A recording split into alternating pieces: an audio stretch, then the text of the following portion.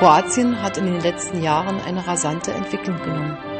Reformen bei der Wirtschaft, im öffentlichen Bereich und in der Justiz haben das Land zu einem Motor Südosteuropas gemacht. Croatia is now a very dynamic and a very modern country. This is the result of the policy of Prime Minister Ivo Sanader. I think Croatia will be one of the very successful countries of Europe in the years ahead. And the decisions that have been made now of putting money into education, of building up infrastructure, these are the right decisions. Ivo Sanader is my friend.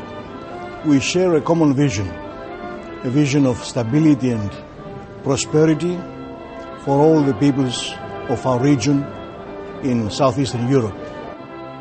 Kroatien ist auf einem guten Weg zur Mitgliedschaft in der Europäischen Union. All das ist unter Führung der HDZ und unter der Führung von Ivo Sanader gelungen.